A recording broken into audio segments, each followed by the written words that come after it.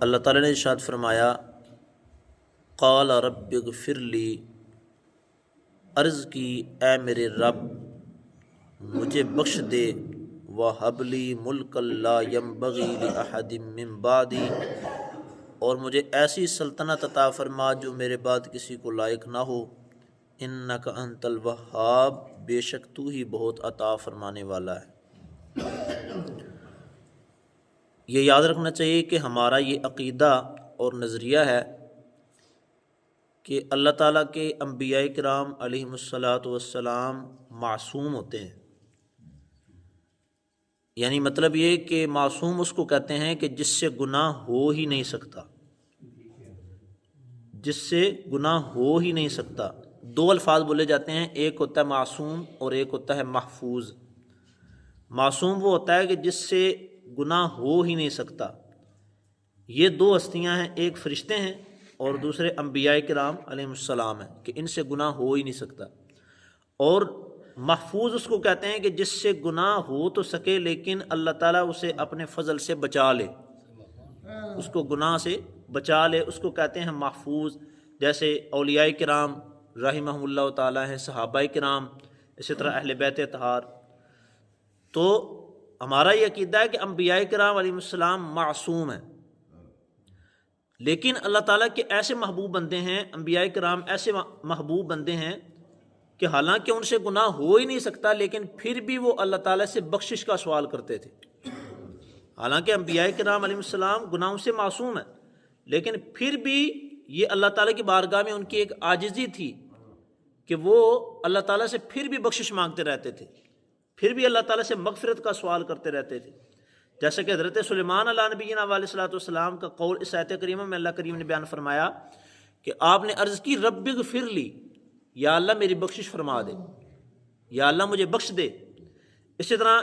حضرت ابراہیم خلیل اللہ علیہ الصلوۃ والسلام، حالانکہ اللہ تعالیٰ کے خلیل ہیں، اللہ تعالیٰ کے دوست ہیں، لیکن اس کے باوجود آپ نے عرض کی ربنا اغفر لی ولوالدی، یا اللہ میری بھی بخشش فرما، میرے والدین کی بھی بخشش فرما۔ حضرت نوح علیہ الصلوۃ والسلام نجی اللہ ہیں، اللہ تعالیٰ کے پیارے ہیں، لیکن اس کے باوجود آپ نے یہ عرض کی رب اغفر لی ولوالدی، یا اللہ میری بھی بخشش فرما، میرے والدین کی بھی بخشش فرما۔ اسی طرح رسول پاک علیہ الصلوۃ والسلام، آپ حالانکہ سید الانبیاء ہیں، گناہوں سے محفوظ ہیں، پاک ہیں، لیکن اس کے باوجود حدیث پاک میں ارشاد فرمایا نبی پاک علیہ السلام نے کہ میں روزانہ 100 یا اس سے زیادہ بار اللہ سے بخشش کا سوال کرتا ہوں، 100 یا اس سے زیادہ بار اللہ تعالیٰ سے معافی مانگتا ہوں۔ اور اس کا مطلب یہ نہیں کہ نعوذ باللہ ان حضرات سے گناہ ہوتے ہیں، یہ تو گناہوں سے محفوظ اور معصوم ذاتیں ہیں، لیکن اس میں ہمارے لیے یہ سبق ہے کہ رسول پاک علیہ الصلوۃ والسلام 100 بار یا اس سے زیادہ بار بخشش مانگ رہے ہیں، تو اس میں امت کے لیے سبق ہے کہ میں نبی ہو کر گناہوں سے معصوم ہو کر اللہ تعالیٰ سے بخشش مانگ رہا ہوں، تو تم تو پھر بھی گناہ کرتے ہو، تو تمہیں کتنا اللہ تعالیٰ سے معافی مانگنی چاہیے، تمہیں اللہ تعالیٰ سے کتنی بخشش مانگنی چاہیے۔ اور اس کی ترغیب اللہ تعالیٰ نے قرآن مجید میں جا بجا عطا فرمائی کہ اللہ تعالیٰ سے بخشش مانگنی چاہیے۔ اور اس کے بہت سارے فوائد ہیں۔ جو بندہ اللہ تعالیٰ سے استغفار کرتا ہے، بخشش مانگتا ہے، اس کو بے شمار اس کی برکات ملتی ہیں۔ ان میں سے ایک اس کی برکت یہ ہوتی ہے کہ اللہ تعالیٰ نے سورہ نوح میں فرمایا استغفروا ربکم انہ کان غفارا، تم اللہ تعالیٰ سے بخشش کا سوال کرو، اللہ تعالیٰ تمہیں بخش دے گا، اللہ تعالیٰ تمہاری بخشش فرما دے گا۔ ایک حدیث پاک میں آتا ہے کہ جب اللہ تعالیٰ نے شیطان کو مردود کیا نا، اپنی بارگاہ سے نکالا، تو شیطان نے کہا کہ یا اللہ تیری عزت کی قسم ہے،